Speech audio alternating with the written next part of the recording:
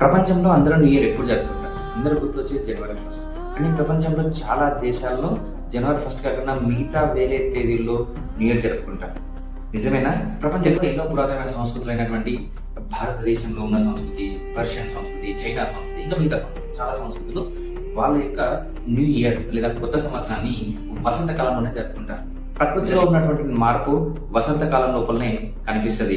ఇది సూర్యుని మీద ఆధారపడేటువంటి ఋతువులు లేదా వాతావరణంలో కలిగించే మార్పును గుర్తుగా వాళ్ళు కొత్త సంవత్సరాన్ని ప్రారంభించారు. ప్రపంచంలో అతి పురాతన సంస్కృతులైన మెసపటోనియన్, బాబిలోనియన్స్, వీళ్ళు పర్షియన్ సంస్కృతుల వాళ్ళు వాళ్ళ కొత్త సంవత్సరాన్ని మార్చి ఎక్కుతున్నారు. అంటే సంవత్సరం లోపల ఏ రోజైతే డే మరియు రాత్రి అంటే పగలు రాత్రి సమానంగా ఉంటుందో ఆ రోజు నుంచి వాళ్ళు కొత్త సంవత్సరం నవరూజ్ అంటే కొత్త దినం అనే పేరుతో పండుగ జరుపుకుంటారు.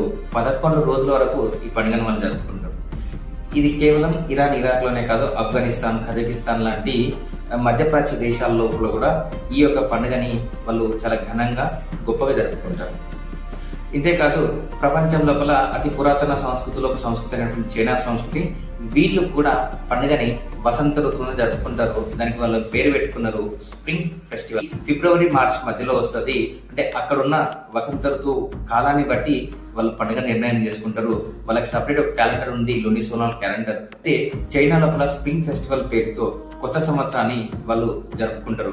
చైనా ఒకటే కాదు, చైనా చుట్టుపక్కల ఉన్నటువంటి ఎన్నో దేశాలు, తైవాన్, ఫిలిపియన్, థాయిలాండ్, ఇలా ఒక్కొక్క చిన్న దేశాలు అయినటువంటి మిగతా అన్ని దేశాలు కూడా, అంటే జపాన్ వరకు, ఇండోనేషియా, జపాన్, ఇక్కడ ఈ అన్ని దేశాలు కూడా వాళ్ళ భాష లోపల ఉన్నటువంటి పండుగలను ఈ వసంత ఋతువులో జరుపుకుంటారు. కాకపోతే సమయం మార్చి ఈక్వినాక్స్ నుంచి 15 రోజులు లేదా ఇంకో 15 రోజులు, ఒక నెల రోజుల వ్యవధిలో ఈ యొక్క అన్ని కొత్త సంవత్సరాలు ఏషియా లోపల జరుపుకుంటారు.